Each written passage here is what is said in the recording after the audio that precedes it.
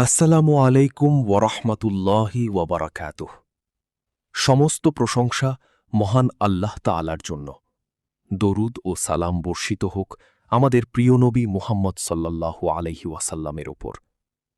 প্রিয় ভাই ও বোনেরা, আজকের আলোচনার বিষয় বিনোদন আমাদের মৃত্যুকে ভুলিয়ে রাখে। ইসলামের দৃষ্টিতে এর থেকে পরিত্রাণের উপায় কি? বর্তমান যুগ হল বিনোদনের যুগ। মোবাইল, সিনেমা, গান, শর্ট ভিডিও, গেম, সামাজিক যোগাযোগ মাধ্যম এসবের মাঝে মানুষ এতটাই ডুবে যাচ্ছে যে আখিরাত, মৃত্যু ও আল্লাহর স্মরণ থেকে ধীরে ধীরে দূরে সরে যাচ্ছে। মানুষ ঘণ্টার পর ঘণ্টা বিনোদনে ব্যস্ত, কিন্তু নিজের মৃত্যুর কথা মনে করার সময় পায় না। ১. দুনিয়ার জীবন ক্ষণস্থায়ী। ইসলাম আমাদের শেখায় এই পৃথিবী চিরস্থায়ী নয়। আল্লাহ তাআলা বলেন, প্রত্যেক প্রাণীকেই মৃত্যুর স্বাদ গ্রহণ করতে হবে। সূরা আলে ইমরান, আয়াত ১৮৫।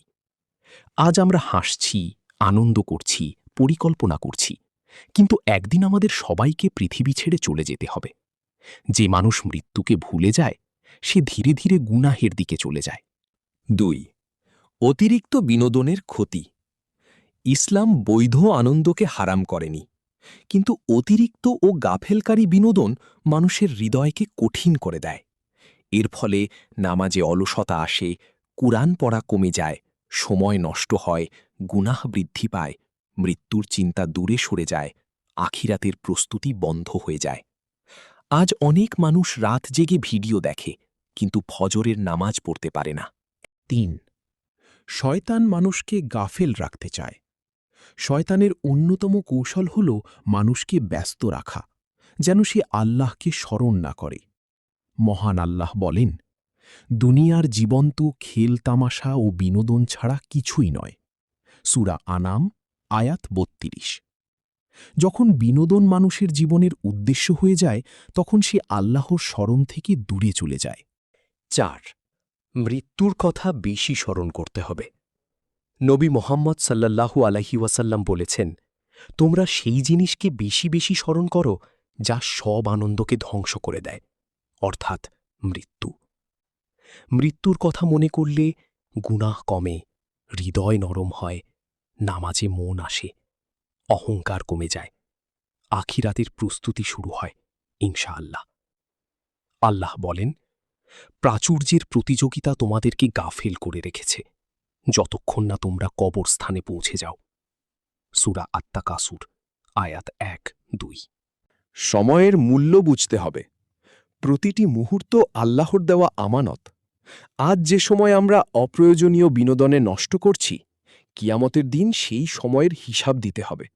তাই নিজেকে প্রশ্ন করতে হবে, আজ আমি কি আমল করলাম? যদি আজই মৃত্যু আসে, আল্লাহর সামনে দাঁড়ানোর প্রস্তুতি আছে কি আমাদের? তাহলে এর থেকে পরিত্রাণের উপায় কি? ১. নিয়মিত সলাত আদায় করা। নামাজ মানুষকে গাফিলত থেকে বাঁচায়। ৫ ওয়াক্ত সলাত ঠিকভাবে পড়লে হৃদয়ে আল্লাহর ভয় সৃষ্টি হয় এবং মানুষ অশ্লীলতা ও অতিরিক্ত বিনোদন থেকে দূরে থাকে। ২. কুরআন তিলাওয়াত করা, অর্থ বুঝে। প্রতিদিন কিছু সময় কুরআনের জন্য নির্ধারণ করতে হবে। কুরআন হৃদয়কে জীবিত করে এবং দুনিয়ার মোহ কমিয়ে দেয়। আখিরাতের স্মরণ আসে। ৩. ভালো বা ঈমানদার মানুষের সাথে চলাফেরা করা। বন্ধু মানুষের জীবনে বড় প্রভাব ফেলে। যদি বন্ধুদের আলোচনা শুধু গান, সিনেমা ও গেম নিয়ে হয়, তাহলে মানুষ আখিরাত ভুলে যাবে।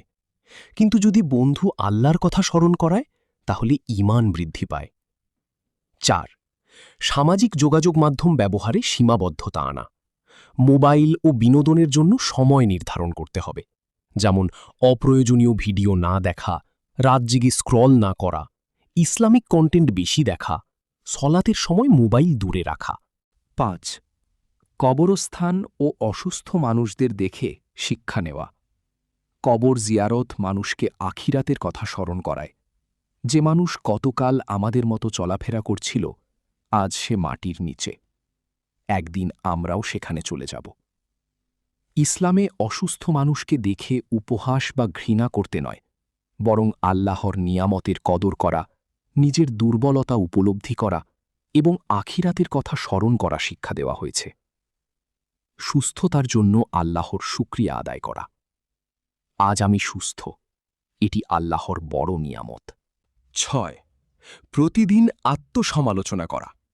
ঘুমানোর আগে নিজেকে জিজ্ঞেস করতে হবে, আজ আমি আল্লাহকে কতটুকু স্মরণ করেছি, আমার সময় কোথায় ব্যয় হয়েছে। 7.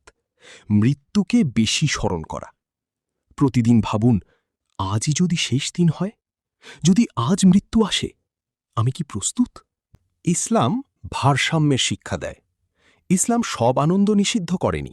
বৈধ বিনোদন, পরিবারকে সময় দেওয়া, শরীর চর্চা, হাসি আনন্দ এসব ইসলাম অনুমোদন করে।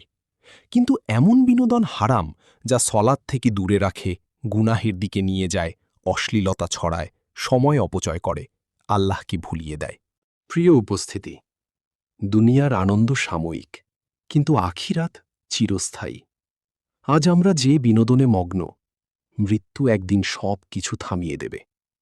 তাই আসুন মৃত্যুকে স্মরণ করি, সময়ের মূল্য বুঝি, অতিরিক্ত বিনোদন থেকে দূরে থাকি, সলাত ও কুরআনের সাথে সম্পর্ক গড়ি, আখিরাতের প্রস্তুতি গ্রহণ করি।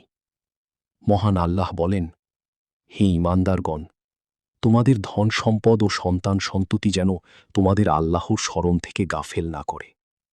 সূরা মুনাফিকুন 9। আল্লাহ তাআলা আমাদের গাফেলত থেকে হেফাজত করুন এবং মৃত্যুর আগে সঠিক পথে ফিরে আসার তৌফিক দান করুন। আমিন।